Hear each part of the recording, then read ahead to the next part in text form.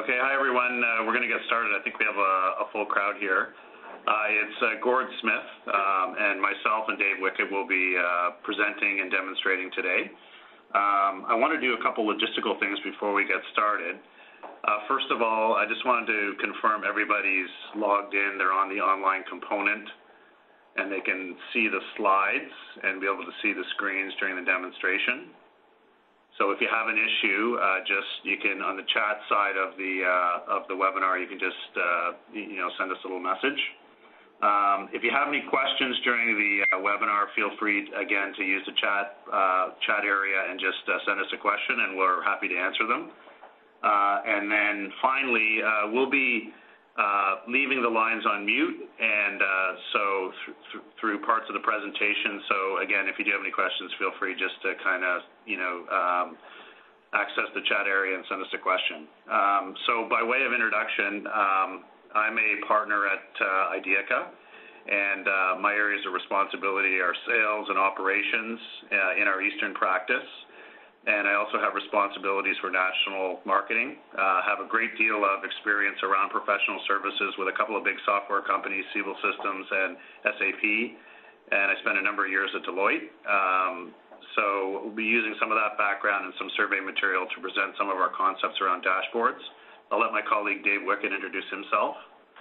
Hi, I'm David Wickett. I'm the consulting manager for our BI practice in the East. My background is actually as a chartered accountant, so I've actually have a lot of experience in professional services from a first-hand knowledge, and so I try to bring as much of my financial experience into the development of the dashboards and our BI solutions within Ideaca. Okay, yes, can you just flip to the next slide, the agenda? Okay, so here I'm going to give a very quick introduction to Ideaca. I'll keep it very short. We're going to share a survey from a company called SPI. And it's a recent survey, 2010, talks to maturity models of various professional services organizations, looks at some of the leading practices and some of the measures that professional services firms are using. And that's really going to be a segue into, kind of an overview of dashboards, our dashboard solutions, and our demonstration.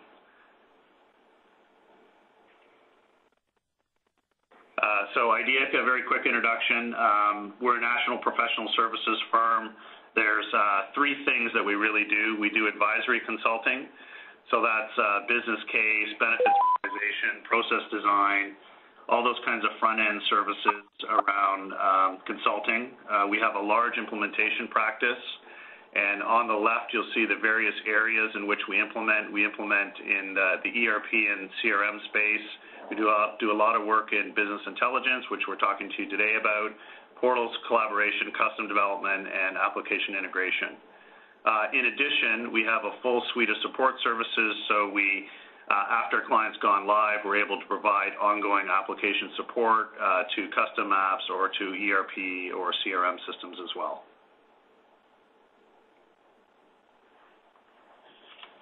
Okay, so we do have a very significant focus on the professional services vertical, and we have experience across a number of the major segments, so legal, IT, engineering, construction, media, etc.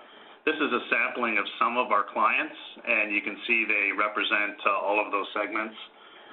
There's sort of four areas that we have a fair bit of experience around professional services. One is in the dashboards, business intelligence areas. We've done work at Silverman where we did some dashboard/BI work. They're an accounting firm based in Toronto, and also at OpenText is another large business intelligence client for us in the professional services space.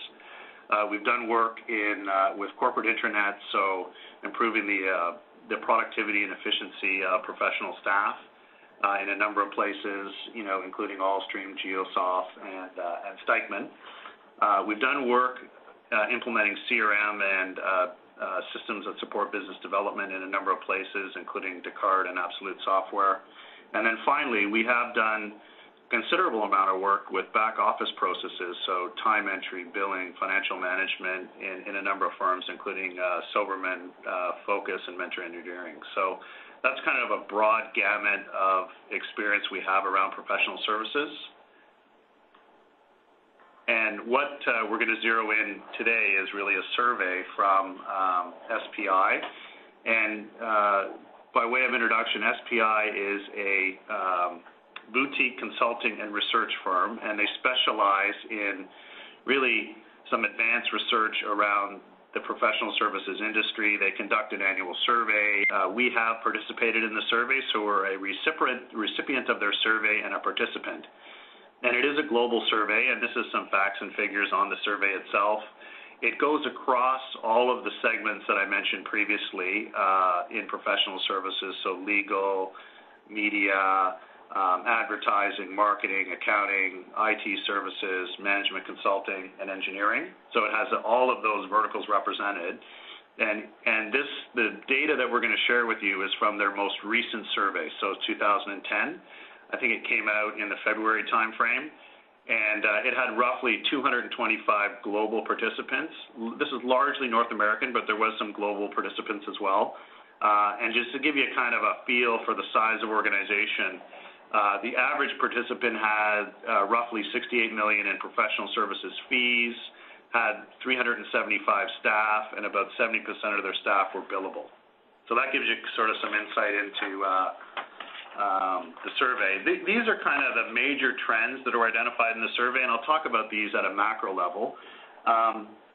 Revenue growth obviously was very hard to find in many professional services firms, based on 2010 survey. I think, obviously there's been some challenging economic times.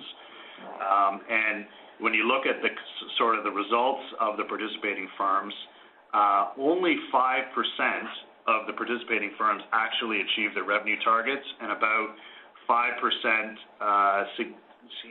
met or exceed their margin targets for the year based on last year's survey. And the result was a fair amount of downsizing and rationalization of staff. On the project quality side, big focus across the survey and all the participants in terms of improving project quality.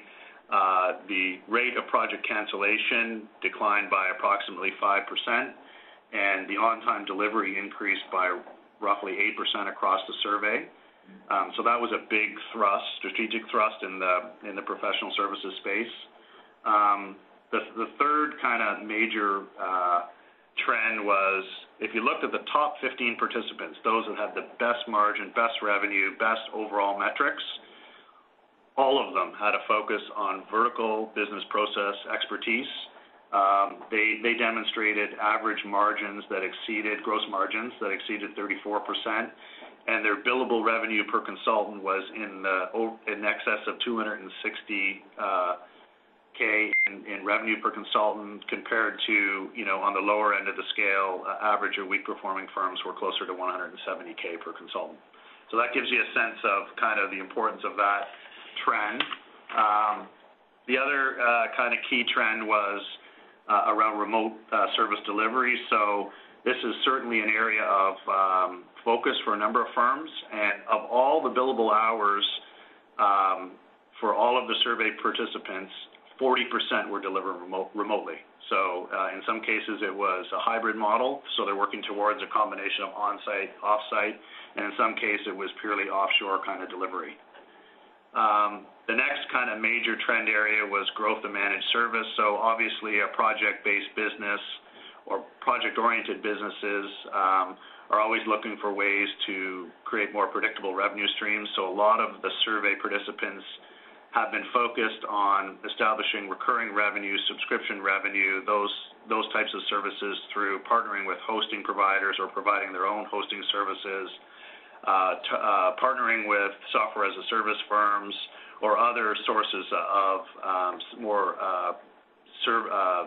predictable revenue sources.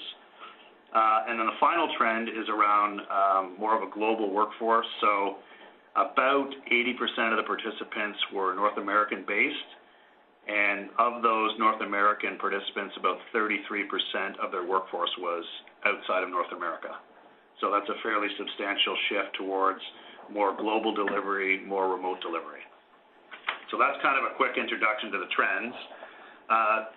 The survey found, and it really focuses on 5 pillars of performance, And firms vary in degrees of sophistication around these pillars and maturity around these pillars, and they have also a maturity model, which I'll share with you shortly. So the 5 pillars, you see on the left there, vision, strategy, culture. That pillar is really about, a future-looking view of the business, how it will be shaped, the focus areas, the strategy of the firm, and the importance here is having all stakeholders of the firm buy into that strategy or focus. It's sort of an alignment of vision and strategy. The finance pillar is about the ability to generate service profit and loss, and the main area or mandate there is the creation of repeatable processes, whether it be in time entry, billing, or other back office processes. The third pillar there, human capital alignment, that's really about attracting and retaining and motivating staff, and the staff really represent the brand. So, having congruency between the type of staff you're putting on engagements and the type of branding message that you have with your firm. Service execution are all the methodologies and processes associated with delivery, and a strong emphasis on managing and measuring quality in the delivery process. And then the final pillar is around client relationship management, and that's the ability to effectively communicate a message to the market, to your clients, to your partners, to your staff around who you are and what you do, and having the ability to understand what a client needs and matching your capabilities to those needs. So that's kind of the pillars of performance.